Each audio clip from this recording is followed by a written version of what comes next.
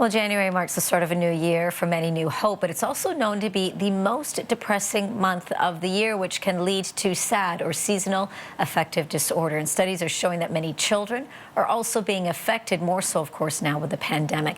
To talk more about this, I'm joined by Mordechai Rothman, Executive Director, CHI Lifeline Canada. Mordechai, thank you so much for giving us your time today. No, thank you so much for having me. Let's talk about the kids first. I know this affects everybody, adults as well, but let's talk about the kids. We've noticed that big concern regarding their mental health. One big question we always have is, how do we know if a child is actually suffering? Well, I mean, I think the fact is most children are struggling or have to be away from school. So that is a challenging thing for all children. That being said, it's, you know, your child, generally speaking, or the guardian or parent generally knows their child. And if you have a close enough relationship, you can certainly tell what's going on. But one of the most important things I think that all parents and guardians should be aware of is, you know, to be talking about mental health in the home, to make it a part of the regular vernacular. That way you can check in and it's not awkward, it's not strange, it's very normal. Yeah, it's as you say, that conversation, that sense of communication is always so critical. Your organization at CHI Lifeline Canada, we know that works with families with children who have life-threatening or lifelong illnesses.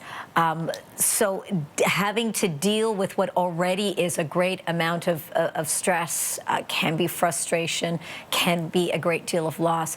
What are you hearing and seeing, not just from the kids that are affected, but of course their parents, the families that are dealing with this, and now we're encompassed by this pandemic? Well, you know, I'm glad you brought that up. CHI Lifeline Canada is an organization that for the last 15 years has been providing support to children and families that have an immunocompromised person in the household. So families that have essentially been living like we've been living under lockdown, you know, for the last any number of years while they're going through their treatment. So we really have this expertise and this understanding of what we can do to help a family when they're dealing with that. You know, unfortunately right now, that's really everybody. But as much as we're able to do and as much as we're able to help and give various different tips and tricks and different things that you can do, you know, we're still very much in the pandemic. And, you know, like you mentioned, parents and children are struggling. Parents obviously want to be there for their children, struggling with maintaining work or whatever they're doing, while also for the last couple of weeks, at least here in Quebec and Ontario, having to also make sure that their kids are able to stay, you know, up to date on their schooling. Yeah. It's hugely, hugely challenging, and that responsibility is just, it's tough on parents, it's tough on the kids. I know myself are expected to be up to date at the end of the day whenever they finish school, whenever they get to the next grade. And the fact is that they're not getting the same support that they were getting in the classroom when they were in class. So. Oh.